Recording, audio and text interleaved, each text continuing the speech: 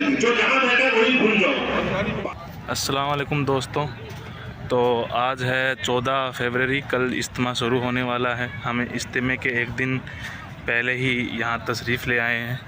نیت ہے کہ جو اجتماع 15 تاریخ کو جو فجر کا بیان ہوگا اس کو ریکارڈ کر کے یوٹیوب پہ اپلوڈ کرنے کی، تاکہ جو حضرات یہاں پہنچ نہ سکیں وہ اس بیان سے اپنا دین ایمان تازہ کر لیں۔ یہ ہے کہ ایمان بھی تازہ ہو اور کوئی بھی بیان چھوٹے نہ۔ اجتماع کا ہر بیان ہم ریکارڈ کر کر ہمارے مسلم بھائیوں تک پہنچانا چاہتے ہیں۔ اور مولانا التمش نے کیا خوبصورت بیان دیا ہے کہ اجتماع میں آنے کا ہمارا مقصد کیا ہے۔ کیا خوبصورت مولانا التمش نے بیان دیا، تو دوستوں ضرور سننا اور انشاءاللہ۔ تو دوستوں پھر ملتا ہوں کل بیان میں انشاءاللہ۔ تو دوستوں میں آپ کو چھوڑ جاتا ہوں جو مغرب میں جو بیان ہوا تھا مولانا التمش کا، اس کے ساتھ، اور اگلے دن انشاءاللہ فجر کا بیان ضرور میں کوشش کروں اپلوڈ کرنے کی۔ تو اللہ حافظ دوستوں۔ دیکھو میرے محترم بزرگوں اور بھائیوں، ہمارا یہاں اجتماع کے میدان میں جمع ہونا کچھ ذمہ داریوں کو پورا کرنے کے لیے۔ کوئی بھی آدمی کوئی کام کرتا ہے تو اس کے پیچھے کوئی مقصد ہوتا ہے۔ بغیر مقصد کے دنیا میں کوئی آدمی کوئی کام کرتا نہیں ہے۔ سمجھدار آدمی کچھ کرتا ہے تو اس کے پیچھے کوئی مقصد ہوتا ہے، اور اگر مقصد کے بغیر کچھ کر رہا ہے تو لوگ اس کو پاگل کہتے ہیں۔ کیا کہتے ہیں؟ دیوانہ ہے۔ ایک آدمی کو آپ نے دیکھا یہاں جاتا ہے پھر واپس آتا ہے، پھر وہاں جاتا ہے پھر واپس آتا ہے، پھر جاتا ہے پھر آتا ہے۔ آپ نے پوچھا بھائی کیا کر رہے ہو، وہاں کیوں جاتے ہو، وہاں سے یہاں کیوں آتے ہو؟ بس ایسے ہی۔ کیا کہتا ہے؟ ایسے ہی وہاں جا رہا ہوں، وہاں سے ایسے ہی آتا ہوں بس۔ تو آپ کیا کہو گے؟ بولو سچ بتاؤ۔ ساتھی آپس میں بات کریں گے، بیچارہ معذور ہے، دماغ صحیح سلامت نہیں، ایسا کہتے نہیں کہتے؟ کیوں؟ کیونکہ وہاں جا رہا ہے تو وہاں جانے کا کوئی مقصد نہیں ہے، وہاں سے یہاں آتا ہے کیوں آ رہا ہے اس کو پتا نہیں ہے۔ تو جب دنیا میں کوئی آدمی بے مقصد کام کرتا ہے تو لوگ اس کو پاگل سمجھتے ہیں، دیوانہ سمجھتے ہیں، بے عقل سمجھتے ہیں۔ ہمارا اور آپ کا یہاں اتنے بڑے اجتماع میں آنا، گھر بار کو چھوڑ کر آنا، اپنے بیوی بچوں کو چھوڑ کر آنا اور اس میدان میں جمع ہو جانا اور یہاں کی تکلیفوں کو برداشت کرنا آسان تھوڑی ہے۔ 3 دن تک کھلے آسمان کے نیچے رہنا، گرمی بھی برداشت کر رہے ہیں، سردی بھی برداشت کر رہے ہیں، استنجا بیت الخلاء کی تکلیفیں بھی برداشت کر رہے ہیں، کھانے پینے کی تکلیفیں بھی برداشت کر رہے ہیں، راحت آرام کو چھوڑ کر یہاں پڑے ہوئے ہیں۔ تو کیوں؟ سوال ہونا چاہیے نا کہ کیوں؟ بس ایسے ہی ہمارے گاؤں میں اجتماع تھا، ہمارے ضلع میں اجتماع تھا، ہم آ گئے، اچھا لگتا ہے اس لیے آ گئے۔ بخاری شریف کی جو سب سے پہلی روایت ہے وہ ہے انما الاعمال بالنیات، اعمال کا دار و مدار نیت پر ہے، اور ہر ایک کو اللہ وہ دیں گے جس کی وہ نیت کرے گا۔ ہر ایک کو اللہ کیا دیں گے؟ جس کی وہ نیت کرے گا۔ اس لیے اس اجتماع میں آنے کی نیت کرنا، بہت ساری نیتیں ہو سکتی ہیں، بہت ساری نیتیں ہو سکتی ہیں، نیکی کے کام میں بہت ساری نیتیں ہو سکتی ہیں، لیکن سب سے بڑا مقصد یہاں اجتماع میں آنے کا کیا ہے؟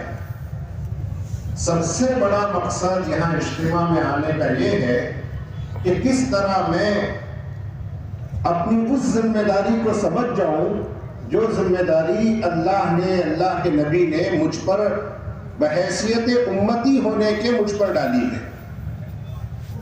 اجتماع میں آنے کا سب سے پہلا مقصد یہ ہے، آدمی کہے گا اللہ کو راضی کرنا، کہ ہاں اللہ کو راضی کرنا تو ہمارے ہر عمل کا مقصد ہے۔ کوئی عمل اللہ کی رضا کے بغیر تو ہو ہی نہیں سکتا، تو واقعی اللہ کو تو راضی کرنا ہی ہے، لیکن جو مقصد ہے اللہ کو راضی کرنے کے تو بہت سارے اعمال تھے، تو یہاں اتنی محنت سے، اتنی قربانی سے کیوں آئے؟ کہ ہم اس لیے اس اجتماع کے میدان میں آ کر پڑے ہیں تاکہ یہاں کی مجلسوں میں بیٹھ کر، یہاں کے ماحول میں رہ کر، اور نظام الدین سے جو عملہ آیا ہے، جو بات اللہ ہمارے بڑوں سے ہم تک پہنچا رہے ہیں، اس کو سن کر، سمجھ کر، اپنی اس ذمہ داری کو پہچان لے میں، اپنی اس محنت کو سمجھ لیں جو محنت حضرت محمد صلی اللہ علیہ وسلم کے امتی ہونے کی وجہ سے مجھ پر اللہ نے لگائی ہے۔ دعوت کے کام کو سمجھنا ہمارا اصل مقصد ہے۔ یہاں جمع ہونے کا اصل مقصد کہ میں دعوت کی محنت کو سمجھوں، میری فکر بدلے، میری نیت بدلے، میرے ارادے بدلے، میرے جذبات صحابہ والے جذبات بن جائیں۔ یہ ہمارا مقصد ہے یہاں آنے کا۔ اگر یہاں کی مجلسوں میں بیٹھ کر ہم اپنے بارے میں سوچ نہیں رہے، اپنی نیتوں کو بدل نہیں رہے، اپنے ارادے، اپنے جذبات ہم بدل نہیں رہے، تو پھر جیسا فائدہ ہونا چاہیے ویسا فائدہ یہاں آنے کا نہیں ہو پائے گا۔ اس لیے سب سے پہلا کام تو حق کے راستے پہ آنے کا پہلا قدم حق کو سننا ہے۔ کہیں بھی جاتے ہیں تو پہلا قدم اٹھاتے ہیں نا، بھائی 100 کلومیٹر دور بھی جانا ہے، 1000 کلومیٹر دور بھی جانا ہے، تو پہلا قدم تو اٹھانا پڑتا ہے۔ ایسے سچائی کے راستے پر چلنے کے لیے، حق کے راستے پر چلنے کے لیے پہلا قدم جو ہے وہ حق کو سننا ہے۔ وہ کیا ہے؟ حق کو سننا، دین کی بات کو سننا، دھیان اور توجہ سے سننا۔ ہم یہاں آ تو گئے ہیں، لیکن اب شیطان اپنی پوری کوشش کرے گا کہ ہم یہاں سے کچھ لے کر نہ جا سکیں۔ دین کی مجلس میں بیٹھ رہے ہیں لیکن دھیان نہیں ہے، توجہ نہیں ہے، سننے میں من نہیں لگ رہا ہے، آپس میں دوستوں کے ساتھ باتیں کر رہے ہیں، کسی کی نیند پوری نہیں ہوئی تو وہ مجلس میں بیٹھ کر اپنی نیند پوری کر رہا ہے۔ بھائی بہت دیر سے میں بیٹھا ہوں، میں تھک گیا ہوں، میں باہر ذرا چکر لگا کر آتا ہوں۔ ایسی بہت ساری شکلیں ہیں کہ جن شکلوں سے شیطان ہمیں ان مجلسوں سے اٹھا کر، یا ان مجلسوں میں ہوتے ہوئے بھی شیطان ہمیں محروم کرنے کی کوشش کرے گا۔ بہت ساری شکلیں ہیں، کیونکہ یہ جو اجتماعات ہے اور یہ جو جمع ہونا ہے، آپ یقین مانیے تجربہ شاہد ہے کہ ایسے اجتماعات میں جو لوگ شریک ہوتے ہیں اور دھیان اور توجہ سے، اپنی لگن سے، قربانی کے ساتھ ان مجلسوں کو سنتے ہیں اور ارادے کرتے ہیں اور نیتیں بناتے ہیں اور اللہ کے راستے میں بڑھ چڑھ کر حصہ لینے کے ارادے کرتے ہیں، تجربہ شاہد ہے، 100 سال کا تجربہ بتا رہا ہے کہ اس طرح کے اجتماعات کے ذریعے لاکھوں نہیں کروڑوں لوگوں کی زندگیاں بدل جاتی ہیں۔ اس طرح کے اجتماعات کے تجربہ بتا رہا ہے 100 سال سے، بلکہ 100 سال تو ہمارے اس دعوت کی محنت کو حضور صلی اللہ علیہ وسلم کے زمانے سے ایسا ہی ہوتا آ رہا ہے کہ دین کی مجلس کا اثر ہوتا ہے، دینی مجالس کا کیا ہوتا ہے؟ اثر ہوتا ہے، مسجد والے اعمال کا اثر ہوتا ہے، مسجد کے ماحول کا دل پر اثر ہوتا ہے۔ تو حقیقت تو یہ ہے کہ اس ایک اجتماع میں شرکت پر اللہ ہمارے دل کی دنیا بدل دے گا۔ ہمارے جو دنیا کے پیچھے فنا ہونے کے ہمارے ارادے اور جذبات ہیں، اگر صحیح طریقے سے 3 دن اس اجتماع میں ہم نے صحیح وقت گزارا، ایک ایک مجلس میں طالب بن کر اپنے دھیان اپنے توجہ سے اللہ کی طرف گڑگڑاتے ہوئے اپنے تن من کے ساتھ ان مجلسوں میں شریک رہے، تو آپ یقین مانیے، گواہی دی جا سکتی ہے اس بات پر کہ 3 دن میں اللہ دل کی دنیا بدل دے گا۔ کیا ہو جائے گا بولو؟ دل کے ارادے بدل جائیں گے۔ ہم نے ایسے ایسے ساتھیوں کو دیکھا ہے جو اجتماع میں گئے تھے، اس سے پہلے ان کی فکر دنیا داری کی تھی، وہ گناہوں میں ڈوبے ہوئے تھے، ان کے دلوں پہ رات اور دن بس ہائے دنیا ہائے پیسہ، ہائے دنیا ہائے پیسہ سوار تھا۔ 3 دن کے اجتماع کی شرکت سے اور ان مجلسوں میں ایمان کو سن کر، آخرت کو سن کر، اللہ کی قدرت کو سن کر، اللہ کی صفات کو سن کر، حضرت محمد صلی اللہ علیہ وسلم کی حدیثوں کو سن کر 3 دن میں ان کے دل کی دنیا پلٹ گئی۔ کہا تو ہائے دنیا کر رہا تھا، اور ایک دن اللہ کے دین کی محنت کے لیے دینے کو تیار نہیں تھا۔ اس طرح کی مجلسوں میں بیٹھ کر اس کے دل کے ارادے بدل گئے۔ اس نے 4 مہینہ اللہ کے راستے میں لگایا، ملکوں میں اللہ ان ساتھیوں کو لے کر گئے اور انہوں نے پوری دنیا کے ملکوں میں جا کر اللہ کا پیغام پہنچایا۔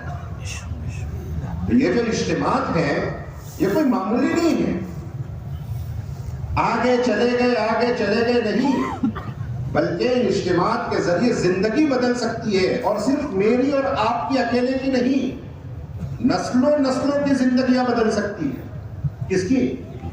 نسلوں کی زندگیاں بدل سکتی ہے۔ اب بتاؤ، شیطان کو یہ بات گوارا ہے؟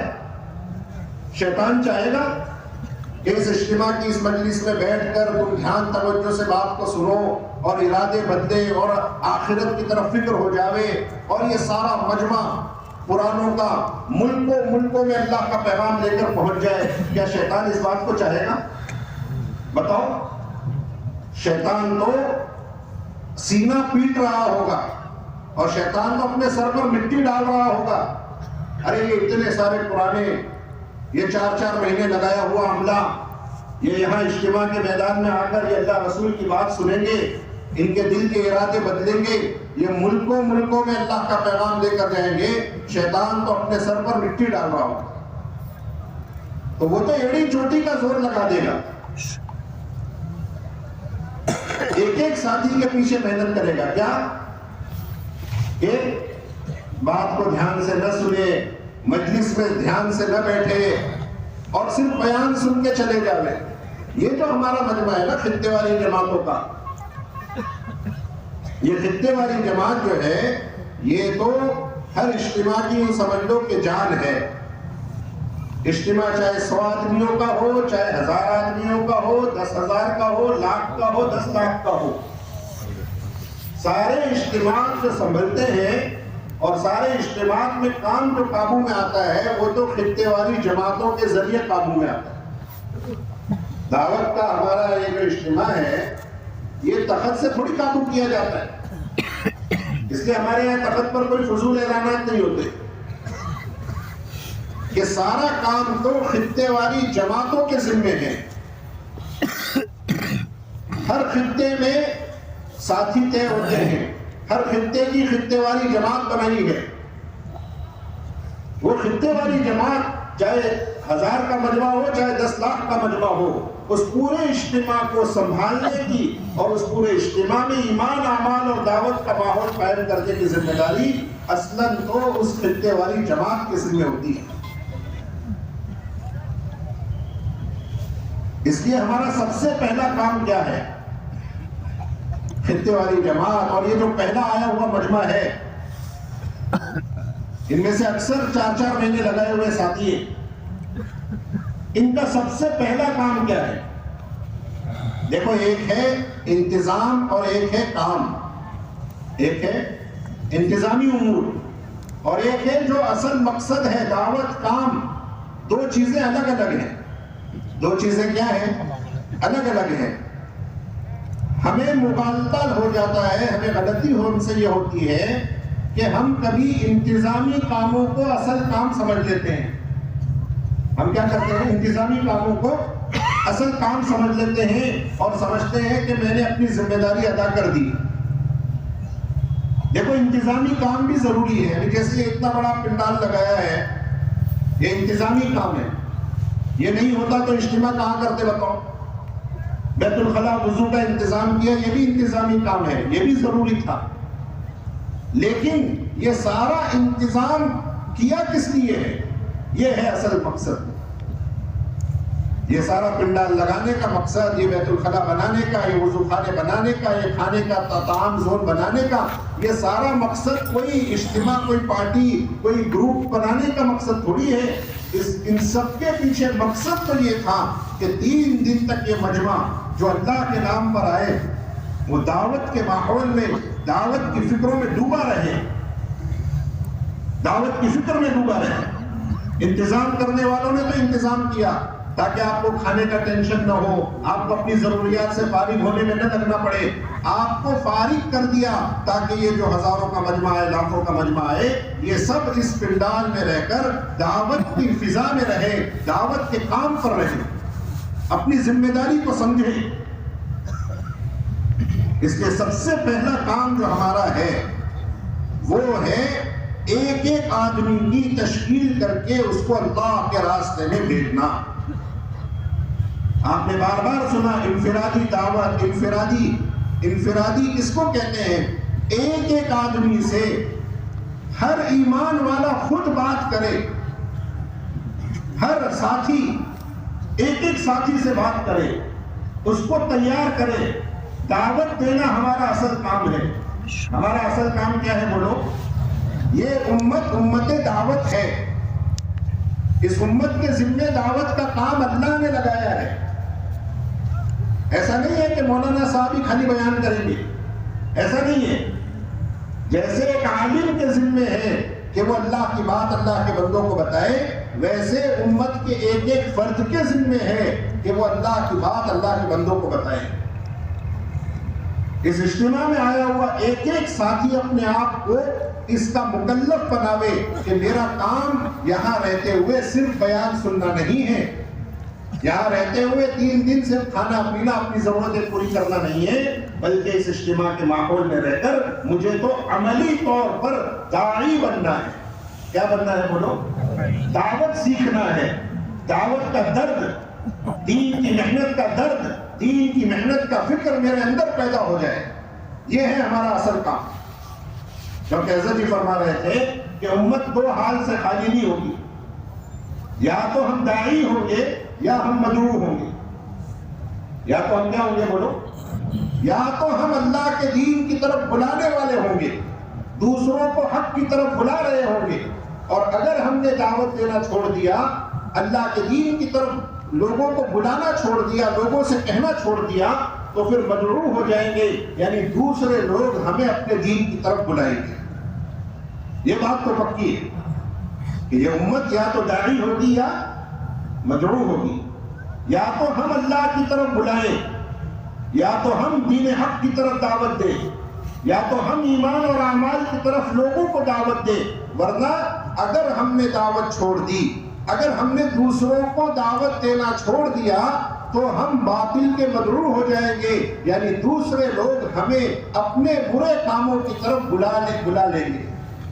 آپ نے دیکھا ہوگا محلے میں اگر کسی کے گھر پہ شادی ہے، وہ لوگوں کو بلانے گیا، بھائی میرے گھر پہ آج شام میں کھانا کھانا، ہمارے گھر پہ آپ کی دعوت ہے، بلانے جاتے۔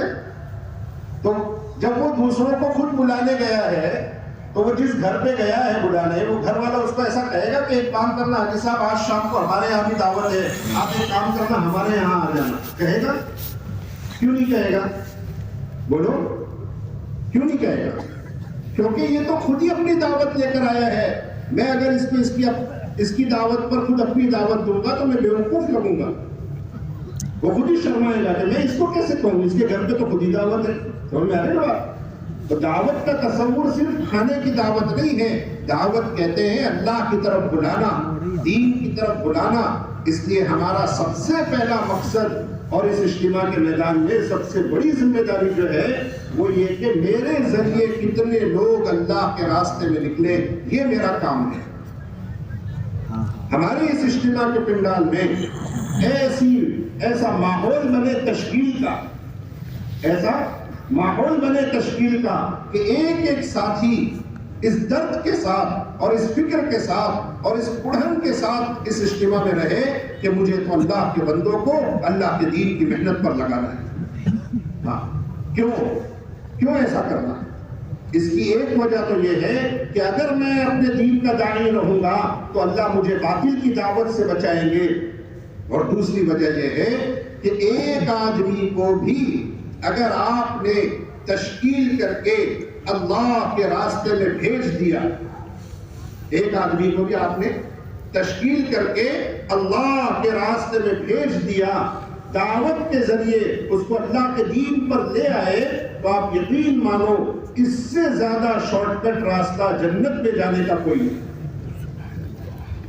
یوں تو ہر عمل جنت کے قریب لے جاتا ہے، یوں تو ہر عمل ایک سبحان اللہ بھی آدمی کو جنت کے قریب لے جاتا ہے، لیکن سب سے تیز رفتار، آپ نے دیکھا ہوگا بڑے بڑے شہروں میں بڑی بڑی بلڈنگیں ہوتی نہیں ہوتی ہیں.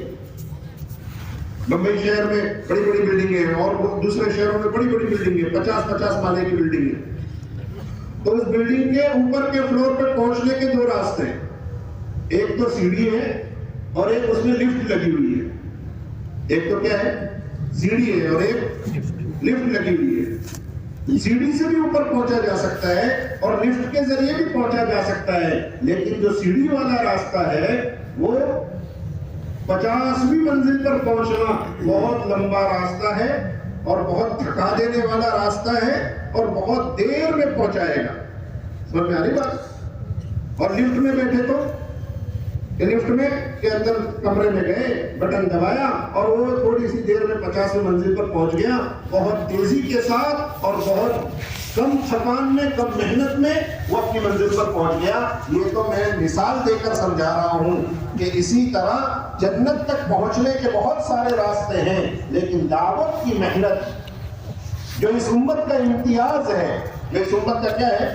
امتیاز ہے، وہ اتنا تیز رفتاری کے ساتھ اور اتنی آسانی کے ساتھ جنت میں پہنچنے کا راستہ ہے کہ جس کا ہم اور آپ گمان نہیں کر سکتے.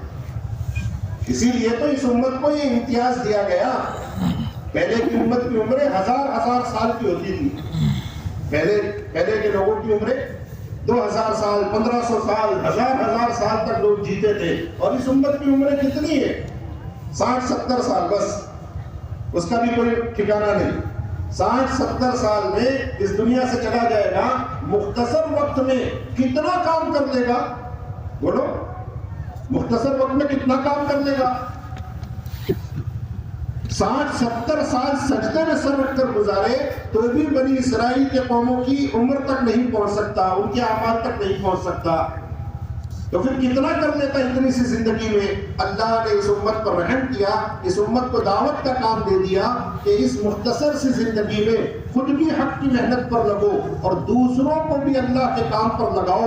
تمہارے ذریعے جتنے لوگ حق کے راستے پر آئیں گے وہ سب تمہارے نامہ اعمال میں ہوں گے اور ان سب کے نیکی کے سارے بدلے اللہ ان کو تو دے گا ہی دے گا، تم کو پورا دے گا. تم کو اللہ اکبر. سوچو، 1000 سال کوئی جی نہیں سکتا، 1000 سال کوئی جی نہیں سکتا، لیکن 10 12 20 25 آدمیوں کو تشکیل کر کے اس کو اللہ کے دین کی محنت میں لگا دیا. ان کی زندگی بھر کے تمام اعمال، یہ جو اجتماعات ہے نا، میں یہی بتا رہا تھا آپ کو کہ اللہ کے راستے میں نکلنا، یہ اجتماعات میں اور اس طرح کی مجلسوں میں رہنا، یہ دلوں کی دنیا کو بدلنے کا وہ طاقتور ذریعہ ہے. ایک آدمی اللہ کے راستے میں نکلے گا، وہ ایک اکیلا آدمی نہیں ہے، اس کے پیچھے اس کے خاندان، اس کی نسل، اس کی 7 نسلیں دین پر آ جائیں گی. کتنی بولو؟ ہاں. ایک آدمی کے ہاتھ میں آم کی گٹھلی تھی. گٹھلی سمجھتے؟ آم کی گٹھلی. ایک آدمی کے ہاتھ میں آم کی گٹھلی تھی. اس نے آم کی گٹھلی لے کر کہا، دیکھو میرے ہاتھ میں 1 کروڑ آم ہے. کیا کہا؟ میرے ہاتھ میں 1 کروڑ آم ہے. تو دوسروں نے کہا، ارے بھائی کیوں بیوقوف بناتا ہے، جھوٹ بولتا ہے، مذاق کر رہا ہے. 1 آم بھی نہیں ہے. کیا نہیں ہے؟ ایک آم بھی نہیں ہے تیرے ہاتھ میں تو صرف ایک گٹھلی ہے، اور تو کہہ رہا ہے کہ 1 کروڑ آم ہے۔ اس نے کہا دیکھو بھائی میری بات سنو سمجھو، ایسے تو یہ ایک گٹھلی ہے، لیکن اس گٹھلی کو میں صحیح جگہ لگاؤں گا، پھر اس پہ تھوڑا پانی دوں گا، تھوڑی اس کی حفاظت کروں گا، پھر تھوڑے دنوں میں اس گٹھلی میں سے ایک پودا اگے گا، پھر اس سے ایک درخت بنے گا، ایک درخت پہ 100 آم آئیں گے، 100 آموں کی 100 گٹھلیاں ہوں گی، ان گٹھلیوں کو زمین میں دباؤں گا، ان سے 100 پیڑ اگیں گے، 100 پیڑوں پہ ہزاروں آم آئیں گے، ہزاروں آموں کی ہزاروں گٹھلیوں کو زمین میں دباؤں گا، ان سے لاکھوں پیڑ اگیں گے، اور لاکھوں پیڑوں پہ کروڑوں آم آئیں گے۔ تو سچ بتاؤ، وہ ایک ہاتھ میں ایک گٹھلی پکڑ کے جو کہہ رہا ہے کہ میرے ہاتھ میں 1 کروڑ آم ہے، وہ صحیح کہہ رہا ہے نہیں کہہ رہا ہے؟ وہ ایک گٹھلی اگر صحیح جگہ دبائی گئی، اس سے جو پیڑ اگے گا اور اس سے جو اس کی برکتیں پھیلے گی، اس ایک گٹھلی کے اندر وہ 1 کروڑ آم چھپے ہوئے ہیں۔ ایسے امت کا ایک ایک فرد، امت کا ایک ایک جوان، امت کا ایک ایک بوڑھا، امت کی ایک ایک عورت، اللہ نے اس میں وہ صلاحیتیں چھپا دی ہے کہ اگر یہ امت کا ایک ایک فرد دعوت کے کام پر آ جائے، کس پر آ جائے بولو؟ دعوت کی محنت پر آ جائے، اپنی جان اور مال کا صحیح استعمال کرنے لگے، ہاں، اگر اس گٹھلی کو آپ سیمنٹ کے اندر دبا دو گے تو بولو اس میں سے پیڑ اگے گا، اور اس کے اندر جو کروڑ آم ہے وہ باہر آئیں گے؟ نہیں، غلط جگہ پہ اس گٹھلی کے لگنے سے وہ گٹھلی ضائع ہو جائے گی، لیکن اگر وہی گٹھلی صحیح جگہ پر استعمال ہوگی، اس ایک گٹھلی سے کروڑوں آم وجود میں آئیں گے۔ ایسے امت کا ایک ایک جوان، ایک ایک بچہ، ایک ایک بوڑھا جب دعوت کی اس محنت میں لگ کر ان اجتماعات کے ذریعے، ان مجلسوں کے ذریعے اللہ کے کام پر آئے گا، اپنی زندگی کے ڈگر کو بدلے گا، اپنے جان مال لگانے کی جگہوں کو بدلے گا، صحابہ والی ترتیب پر امت کا مرد، امت کی عورت، امت کا بچہ، امت کا جوان جب صحابہ کی ترتیب پر اپنا جان مال لگانا شروع کرے گا تو آپ یقین مانو یہ ایک ایک امت کا فرد لاکھوں نہیں کروڑوں کروڑوں لوگوں کی ہدایت کا ذریعہ بنے گا۔ ہاں، لیکن شرط کیا ہے؟ شرط کیا ہے؟ کہ صحیح جگہ پر اس کی جان مال لگے۔ ان اجتماعات میں بلانے کا مقصد یہ ہے کہ امت کی فکر بدلے، امت کے جان مال لگانے کی جذبے بدلے۔ آپ ہی کے اسی علاقے سے ایک صاحب بمبئی گئے، اسی علاقے کے ایک صاحب بمبئی گئے، وہاں جا کر پڑھائی دکھائی کی، دین کا نام و نشان زندگی میں نہیں، دین کا نام و نشان زندگی میں نہیں۔ دعوت کی محنت کرنے والے ساتھی ان کے پاس گئے، ان کو سمجھایا، وہ بات نہیں سنتے تھے، بگا دیتے تھے، لمبی کہانی۔ لیکن دعوت کے ساتھی جاتے رہے، سمجھاتے رہے۔ وہ پہلی مرتبہ اللہ کے راستے میں نکلے، تعلیم کے حلقوں میں بیٹھ کر حضور کی زندگی سنی، صحابہ کی زندگی سنی۔ حافظ قرآن بچہ بن جائے تو اس پر اللہ اس کے ماں باپ کو کیسا تاج پہنائیں گے، حافظ قرآن کا اللہ قیامت کے دن کیسا اعزاز اور اکرام کریں گے۔ حافظ قرآن کو کہا جائے گا اقرأ وارتقِ ورتل کما كنت ترتل فی الدنیا، پڑھ اور جنت کے درجے چڑھتا جا، تو پڑھتا جا اور جنت کے درجے چڑھتا جا۔ یہ ساری حدیثیں سنی، صحابہ کی حضور سے محبت کے واقعات سنے، ان کی دل کی دنیا بدل گئی،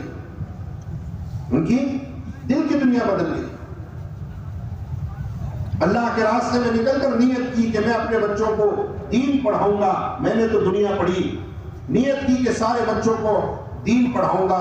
واپس گئے، اپنے بچوں کو انگلش میڈیم اسکولوں سے نکالا، مدرسوں میں داخل کیا، بچے حافظ بنے، عالم بنے۔ جن کی 7 پشتوں میں 7 پیڑھیوں میں کوئی قرآن کو جاننے والا نہیں تھا، آج ان کی نسل میں 20 علماء، حافظ، مفتی، عالم پوری دنیا میں اللہ کا کام کر رہے ہیں۔ ایسے لوگ پیدا ہو گئے، کس کی وجہ سے؟ ایک آدمی کی تشکیل کر کے اس کو اللہ کے دین کی محنت پر لگا دیا، اس کے پیچھے اس کی نسلیں 7 نسلیں ایمان میں داخل ہو گئی اور ایمان کے راستے پر چل گئی۔ سوچو، وہ آدمی جس نے اس آدمی کی تشکیل کی ہوگی وہ تو کہیں قبر میں سو رہا ہوگا، اس کی ہڈیاں بھی گل گئی ہوں گی، لیکن اب جتنے بچے حافظ بن رہے ہیں، عالم بن رہے ہیں، مفتی بن رہے ہیں، پوری دنیا میں جا رہے ہیں، وہ قبر میں پڑا ان سب کا ثواب حاصل کر رہا ہے۔ بولو، اس سے زیادہ شارٹ کٹ راستہ ہوگا؟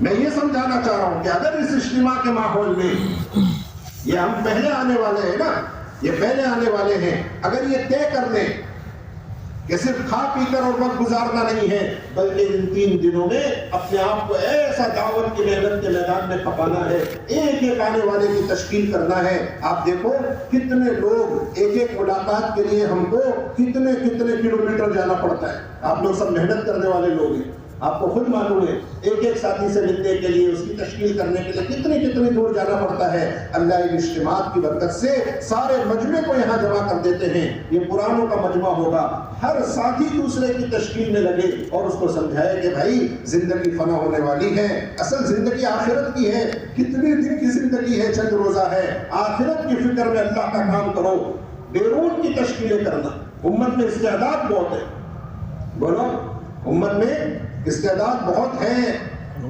ہاں، لیکن یہ استعداد غلط جگہ پہ خرچ ہو رہی ہے۔ آج دیکھو لوگ دنیا پہ اپنا کتنا جان مال لگا رہے ہیں دنیا پر۔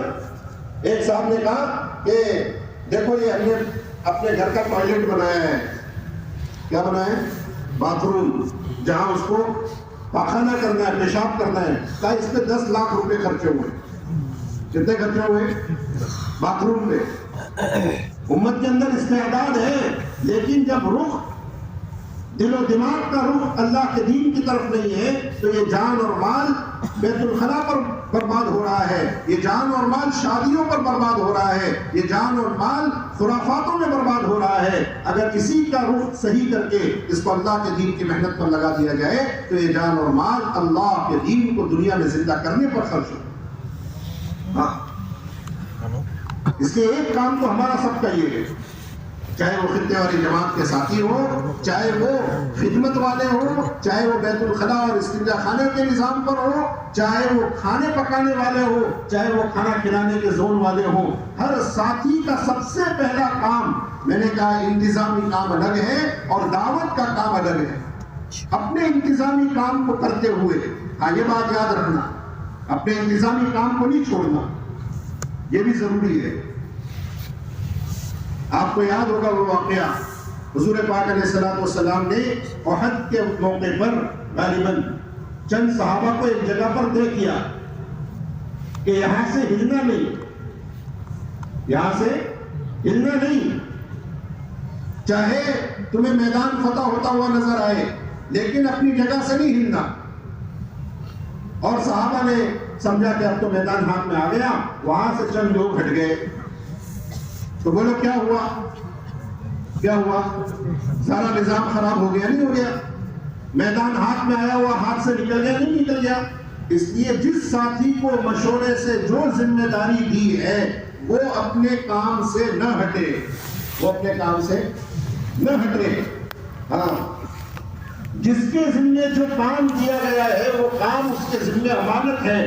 ہم پرانے ساتھی کام کرنے والے، ہمارے اندر تو اب یہ احساس پیدا ہونا چاہیے کہ میں امانت دار بن کر زندگی گزاروں گا، میں دیانت کے ساتھ زندگی گزاروں گا۔ میرے ذمے جو کام آیا ہے، چاہے وہ صف صحیح کرنے کا ہی کام کیوں نہ ہو، چاہے وہ بیت الخلا میں لوٹے بھر کر رکھنے کا ہی کام کیوں نہ ہو، چاہے وہ کھانا کھلانے کا ہی کام کیوں نہ ہو، مجھے جو کام مشورے سے ملا ہے، کوئی ضروری نہیں ہے کہ یہاں ممبر پر بیٹھ کر بیان کرنے والا ہی اللہ اس سے خوش ہوں گے، نہیں، بعض مرتبہ ایسے کام کرنے والے جو ان اعمال کو چھوٹا سمجھتے ہیں لیکن اخلاص اور للہیت کی وجہ سے وہ اعمال اللہ کے یہاں ایسے قیمتی ہوتے ہیں کہ وہ عمل جنت میں لے جانے کا ذریعہ بن جاتا ہے۔ ہاں، اللہ اکبر۔ ایک فاحشہ عورت جو غلط راستے پر تھی، غلط کاموں میں تھی، جنگل سے جاتے ہوئے پیاس لگی اس کو، وہ کنویں میں اتری اور کنویں میں اتر کر، پہلے زمانے کے جو کنویں ہوتے تھے اس میں سے سیڑھیوں جیسا نظام بنایا جاتا تھا، ایسے پکڑ کے چڑھ سکتے تھے، کنویں میں اتری، پانی پی لیا، باہر آئی تو اس نے دیکھا کہ ایک پیاسا کتا ہے، خارش یعنی ایسا کتا ہے کہ ویسے بھی کتے کے لوگ قریب نہیں جاتے اور اس میں خارش بھی ہے، اس سے اور گھن آتی ہے تو اس سے دور ہی رہتے ہیں، ایسا خارش زدہ کتا پیاس کی شدت سے اس کی زبان باہر لٹک رہی ہے۔ اس عورت کے دل میں خیال آیا کہ مجھے تو پیاس لگی تو میں تو کنویں میں اتر کر اور میں نے تو پانی پی لیا، لیکن یہ اللہ کی مخلوق یہ کنویں میں اتر نہیں سکتا اور یہ بھی پیاس کی شدت میں ہے، اس کا کیا ہوگا؟ اس کتے پر رحم کر کے وہ پوری زندگی پر گناہ کرنے والی عورت اس دوبارہ کنویں میں اتری اور وہاں سے پانی بھر کے لے کر آ کر اور اس پیاسے کتے کو پانی پلا دیا۔ وقت کے نبی کے ذریعے بتایا گیا کہ اللہ نے اس فاحشہ عورت کے زندگی بھر کے گناہ اللہ کی اس مخلوق پر رحم کرنے کی وجہ سے اور اس عمل کی وجہ سے اللہ نے زندگی بھر کے گناہ معاف کر دیے۔ تو کوئی نیکی حقیر نہیں ہے، جب پیاسے کتے کی خدمت کرنے پر اس کو پانی پلانے پر یہ انعام ہے تو سوچو یہ جو مجمع یہاں آ رہا ہے اللہ کے دین کی نسبت پر قربانیوں والا، اس میں علماء بھی ہیں، اس میں پرانے ساتھی بھی ہیں، اس میں وہ بھی ہیں جنہوں نے اللہ کے راستے کی گرد و غبار میں اپنی زندگی گزاری، اس میں وہ بھی ہیں جو ملکوں میں اللہ کے دین کی محنت کے لیے جاتے ہیں تقاضوں پر قربانیوں کے ساتھ۔ ایسا مجمع ہمارا یہاں جمع ہوگا، بولو ان کی خدمت میں اور ان کو آسانی پہنچانے میں اور ان کے کام آنے میں تاکہ اللہ کے کام کے قریب ہو جائیں، اللہ کتنے راضی ہوں گے؟ جب پیاسے کتے کو پانی پلانے پر اور اس کی خدمت کرنے پر اللہ اتنے راضی ہو گئے۔ ہاں، کسی عمل کو معمولی نہیں سمجھنا، کسی عمل کو اللہ اکبر۔ حدیث میں آتا ہے اللہ کے نبی پاک علیہ السلام نے ارشاد فرمایا کہ آدمی جنت والے اعمال کرتے رہتا ہے، جنت والے اعمال کرتا رہتا ہے، اتنا آگے تک جنت کے قریب پہنچ جاتا ہے کہ اس کے اور جنت کے بیچ میں صرف ایک بالش کا فاصلہ رہتا ہے۔ کتنا؟ جنت میں پہنچنے میں کتنی دور ہے؟ بس صرف ایک بالش کے جتنا، یعنی اتنے اعمال کر کے جنت کے اتنا قریب جا چکا ہے، لیکن پھر کوئی ایک عمل ایسا کرتا ہے یا زبان سے کوئی ایک بول ایسا بولتا ہے، زبان سے کوئی ایک بول ایسا بولتا ہے جو اللہ کی ناراضگی کا ہوتا ہے یا مخلوق خدا کی دل آزاری کا ہوتا ہے یا امت میں توڑ کا ذریعہ ہوتا ہے یا ایمان کے خلاف کی بات ہوتی ہے، اس ایک جملے پر جنت کے اتنا قریب پہنچا ہوا اللہ اتنا ناراض ہوتے ہیں، وہاں سے گھسیٹ کر اللہ جہنم میں پھینک دیتے ہیں۔ بھائی متوجہ ہو ذرا، سر اوپر اٹھاؤ، سر اوپر اٹھاؤ۔ یہ بھی ایک کام ہے، اجتماع میں تھکان تو ہوگی کیونکہ 3 دن تک بھوک پیاس برداشت کرنا، نیند کسی کو آئی نہیں آئی، ان ساری چیزوں کو برداشت کر کے میں نے بات اسی سے شروع کی تھی کہ شیطان ایڑی چوٹی کا زور لگا دے گا کہ مجلسوں میں یا تو بیٹھے تو دھیان سے سنے نہیں، اور دھیان سے سنے تو پھر وہ اس کو ضائع کرا دے۔ خالی وقت میں جیسے بیان ختم ہوا کوئی یہاں باتوں میں لگا، کوئی وہاں غیبت میں لگا، کوئی وہاں شکایتوں میں لگا اور اپنی ساری نیکیاں ضائع کر دی کہ نہیں؟ تو جنت کے اتنا قریب پہنچنے والا ایک عمل اللہ کو ناراض کرنے کا ایسا کر دیا۔ ہم تو آسانی سے کہہ دیتے، کوئی اگر ہمیں سنت کی دعوت دیتا ہے، کیا بولتے بولو، کوئی اگر ہمیں سنت کی دعوت دیتا ہے اور کوئی ہمیں اگر کہتا ہے شادی بیاہ کے موقع پر، موت میت کے موقع پر، بھائی اللہ کے نبی کی سنت یہ طریقہ ہے، اللہ ہمیں معاف کرے، ہم ضد میں، دشمنی میں یا جہالت میں کہہ دیتے ہیں رکھ تیری سنت تیرے پاس، کیا کہتے ہیں؟ کیا کہہ دیتے بولو؟ کیا سنت کرتا ہے؟ رکھ یہ سنت تیرے پاس۔ علماء نے لکھا ہے کہ اگر اللہ کے نبی کی بات پر اس طرح کا جملہ نکال دیا، ایمان خطرے میں پڑ جائے، اسلام سے نکل جائے گا۔ ہم باتوں کو معمولی سمجھتے ہیں، ہم جملوں کو معمولی سمجھتے ہیں۔ کسی نے نماز کی دعوت دی اور کہہ دیا ارے تیری نماز کو رکھ تیرے پاس، نماز سے کیا ہوتا ہے؟ کہہ دیا اسلام سے نکل جائے گا۔ میں نے یہ مثال دیکھ کر میں سمجھا رہا ہوں آپ کو کہ جنت کے اتنا قریب جا چکا تھا کہ جنت کے اور اس کے بیچ میں ایک بارش کا فاصلہ تھا، لیکن ایک لفظ اور اللہ کی ناراضگی کا ایک جملہ یا کسی کو ایسا کچھ کہا کہ اللہ کے بندوں کے دل پھٹ گئے یا امت میں انتشار کر دیا، ایسا کوئی ایک بول جنت کے قریب پہنچے ہوئے کو اٹھا کر جہنم میں پھینک دے گا۔ اللہ اور حدیث میں آتا ہے کہ ایک آدمی غفلت اور گناہوں میں ایسا زندگی گزار رہا ہے کہ جہنم کے اتنا قریب جا چکا ہے کہ بس جہنم میں پہنچنے میں ایک بالش کا فاصلہ باقی ہے.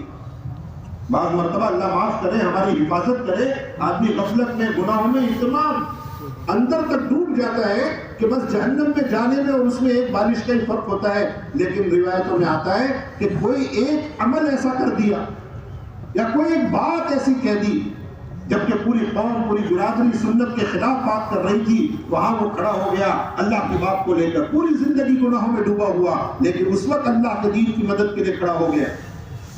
سمجھ میں آ رہی بات؟ یا حضور کی امت ٹوٹ رہی تھی، اس وقت کھڑا ہو گیا، ایک بات ایسی کہہ دی کہ حضور کی ٹوٹتی ہوئی امت کو جوڑ دیا، اللہ کے دین کا مددگار بن گیا. ایسا ایک جملہ، ایک کام اللہ کو اس کا ایسا پسند آ گیا جو جہنم کی ایک بالش قریب جا چکا تھا، اللہ نے اس کے ایک عمل پر اس کو اٹھا کر جنت کے بالا خانوں پر پہنچا.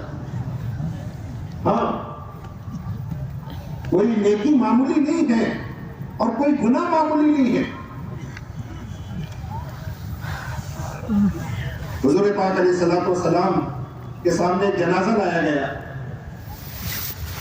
اللہ کے نبی صلی اللہ علیہ وسلم آگے بڑھے جنازے کی نماز پڑھانے کے لیے. حضرت عمر رضی اللہ تعالیٰ عنہ آگے آ گئے. فرمایا اللہ کے نبی، اس کا آپ جنازہ مت پڑھائیے.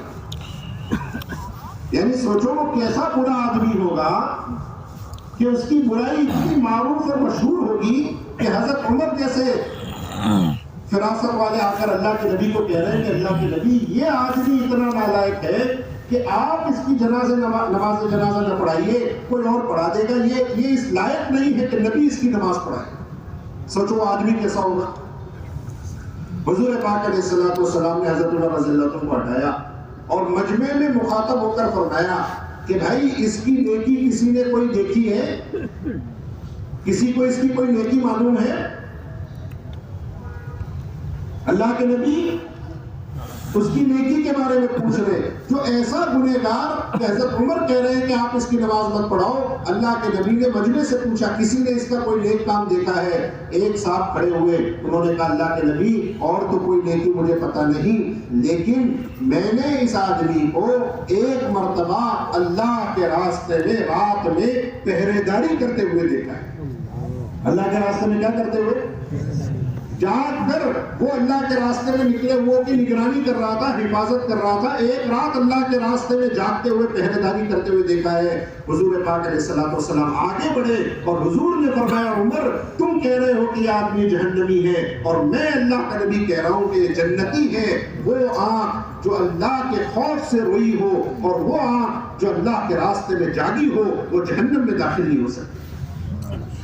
اللہ اکبر. دعوت کی محنت کے ذریعے امت میں ان اعمال کو زندہ کرنا ہے. اس لیے ایک کام تو ہمارے ہر ساتھی کا یہ ہو. یہ خطے والی جماعت، یہ گویا کہ ہر خطے میں ایک مسجد وار جماعت ہے. ہر خطے میں کیا ہے بولو؟ جیسے ہماری مسجد کی جماعت ہوتی ہے نا، آپ دیکھو مسجد کی جماعت کا کیا کام ہوتا ہے. آپ یوں سمجھ لو کہ ہر خطہ ایک مسجد ہے. ہر خطہ کیا ہے بولو؟ ایک مسجد ہے. 250-300 آدمی کا ایک خطہ ہے، وہ ایک مسجد ہے.